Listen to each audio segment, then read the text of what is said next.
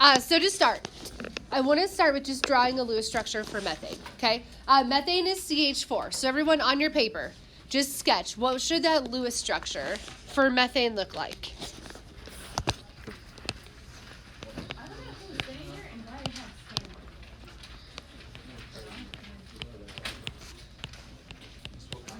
Yeah.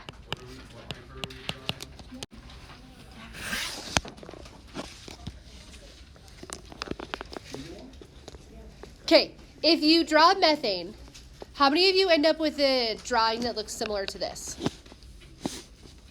Okay, so here's the weakness of Lewis structures. Okay, so Lewis structures do a really good job of showing us like how atoms bond together, but the weakness in a Lewis structure is they don't show you what the actual like 3D structure is of the molecule.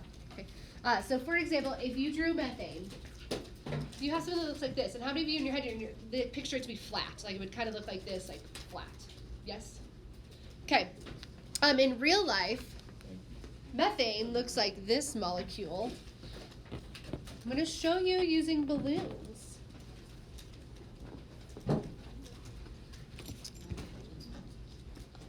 Okay, so for methane, where I'm holding is carbon, and then all my balloons are the hydrogens. Okay, so if you draw methane on paper, were you even close to imagining this shape in your head? Probably not, okay? So that's the weakness of Lewis structures. So then, how do we figure out what's the actual 3D shape of molecules? Okay, that's our goal today. So we're going to figure out, how do we know what molecules look like in real life? Okay. So to do that, we use something called Vsepr theory. So in your notes, you do need to write down the acronym for Vsepr. Okay, so Vsepr stands for valence shell electron pair repulsion. Okay, so do you see how each letter of Vsepr stands for valence shell electron pair repulsion? That you absolutely need to know. Okay, so get that down in your notes.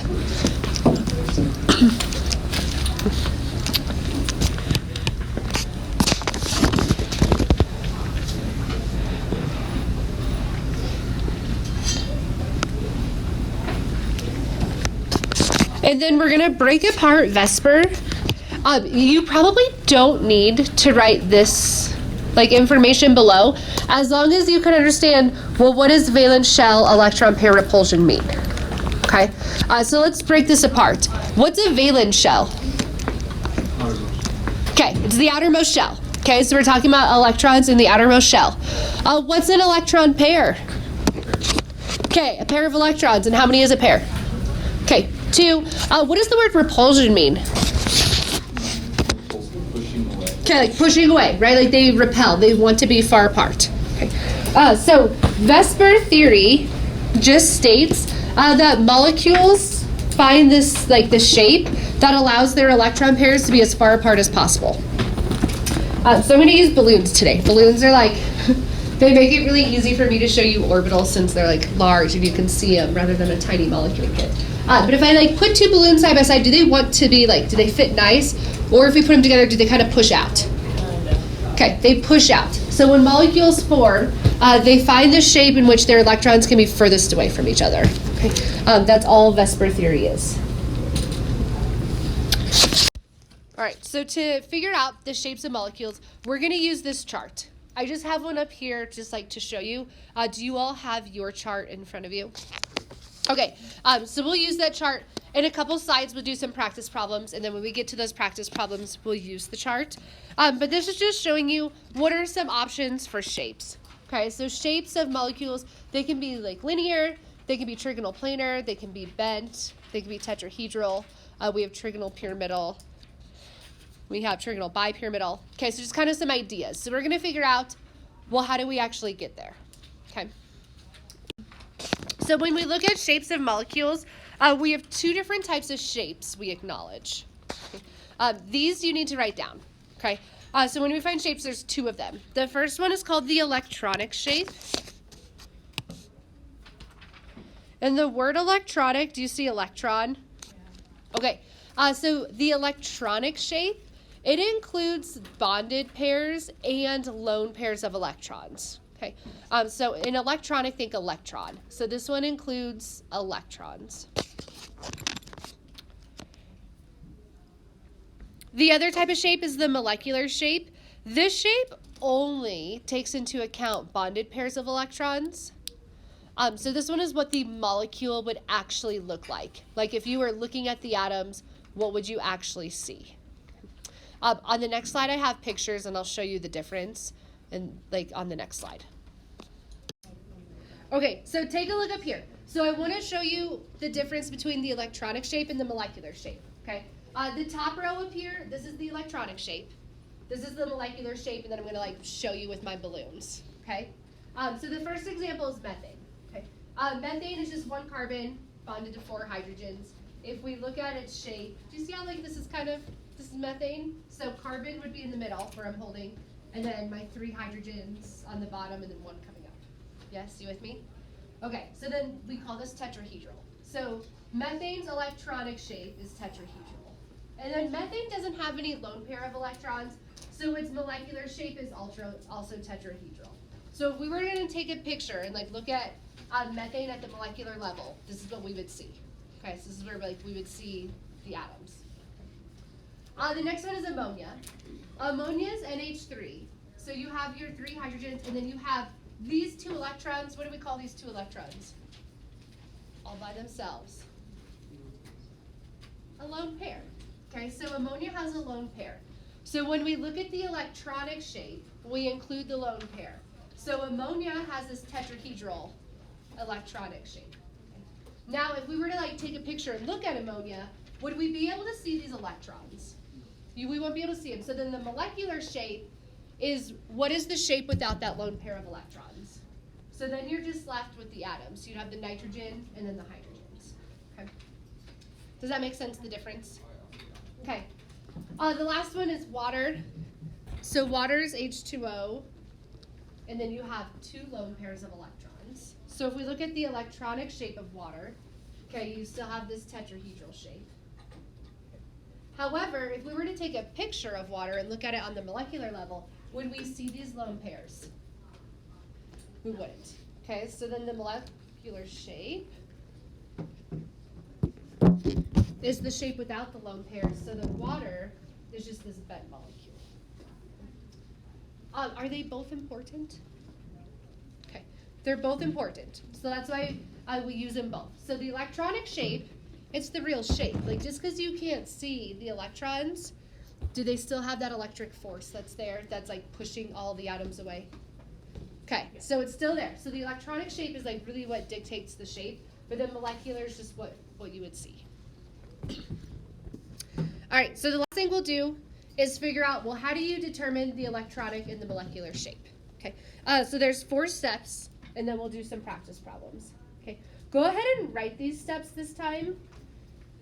So the first thing you have to do is draw a Lewis structure.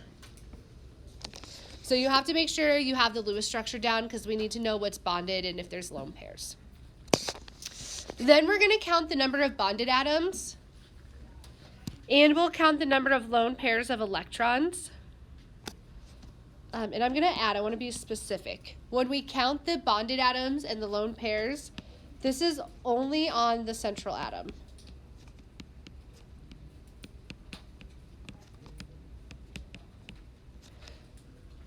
And we'll do some practice problems, so I'll show you what this looks like. But when we count bonded atoms and lone pairs, it's only on that middle atom. Okay, that's the only one we care about. And then we'll use the chart that you picked up, and we'll figure out what's the electronic and molecular shape using the chart. All right, we're going to do 2 practice problems just to practice finding both the electronic and molecular shape. Okay. So our first example is sulfite, or SO3, with that -2 charge. Okay, so what's step 1? That you just wrote down. What was step 1? Okay, draw the Lewis structure. So first we have to get that Lewis structure. Okay. So in order to draw the Lewis structure, what do you first need to count? Valence electrons. So how many valence electrons does sulfur have? 6. Okay, 6. How about oxygen? 6. How many oxygen atoms are there? Okay. And then, do y'all remember, what does this -2 charge mean? Okay, means that they gained 2 more electrons, so I have to add 2 to my count. So how many total electrons? Okay, so 26 total electrons. All right, which atom is going to go in the middle?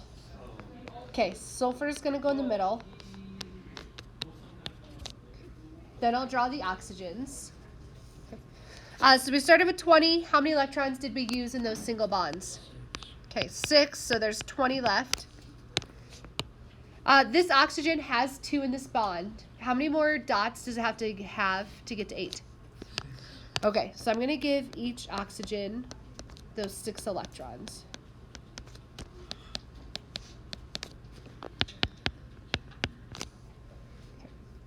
So that leaves me 2 electrons left over. Where do those final 2 electrons go? Okay, on the sulfite. Okay, technically since it's an ion, we're going to do brackets. I'm less concerned about that on today though. Okay, so now we're going to find, I'm just going to say MS for molecular shape and then ES for electronic shape. Okay, so from this point on, you're going to use your chart. Okay. First, you're going to count the number of bonded atoms, and it's the number of bonded atoms to the central atom. Okay. So you're looking at sulfur. How many atoms are bonded to sulfur? 3. Okay, 3. So if you look on this chart, under bonded atoms, do you see 3 pop up more than once though? Mm-hmm. Okay. So then you also have to count how many lone pairs of electrons are on the central atom only, okay? Do we care about these outer ones? Okay, we don't care, so we only look at the central. How many lone pairs of electrons are on sulfur? Okay, 1 pair, remember, how many is a pair? 2 individual electrons, but it's 1 pair. So then everyone look at your chart. You need to go till you find 3 and 1.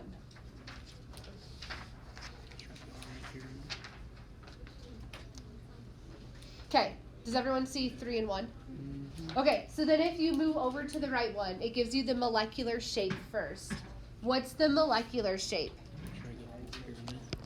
Okay, so I'm going to write that down. So the molecular shape, I call it trigonal pyramid. Okay. In the word trigonal, what shape is referenced? Triangle. Triangle. Okay, so it's a triangle. And then what's a pyramid shape? Like pyramid. Good. Okay, so like a trigonal pyramid is you have 3, right? They make a triangle, but then they like point up like a pyramid. It is really hard to show you with points. But does that make sense? Like the names are pretty self-explanatory. Okay, they really try to describe the shape. All right, if you move over 1 more to the right, what's the electronic shape? Okay, so then for electronic shape, we write tetrahedral.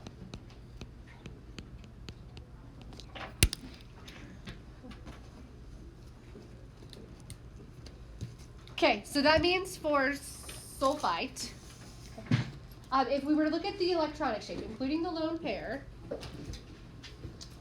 it would make this tetrahedral shape.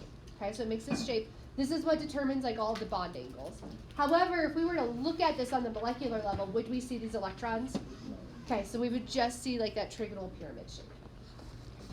You with me so far? So how do we know that it goes up? Okay, our last example is XeI4. What's the first thing you have to do? Okay, count electrons. How many electrons does xenon have? 8. Okay. How about iodine? 7. And how many are there? Okay, so how many total?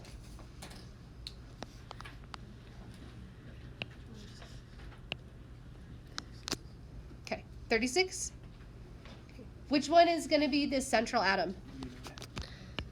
Okay, xenon, and then we'll space those 4 iodines out.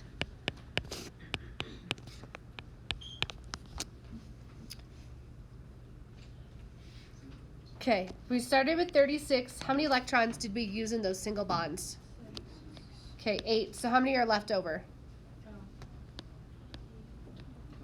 Okay, 28. How many electrons do you have to give each iodine? Okay, so I'm going to go around. I'm going to give each iodine 6 electrons.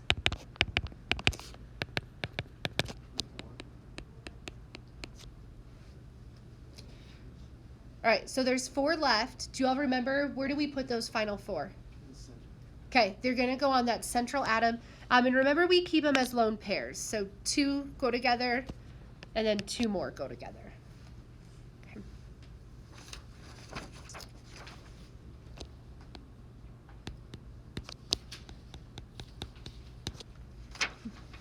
Okay.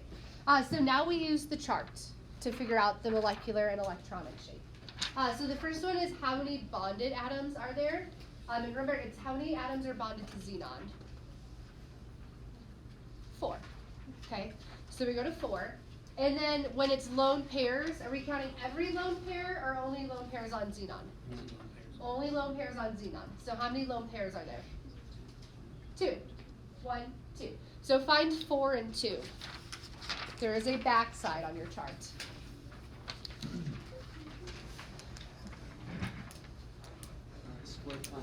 Okay, did everyone find 4 and 2? Okay, so the molecular shape is square planar. Okay. And then what's the electronic shape? Okay, octahedral.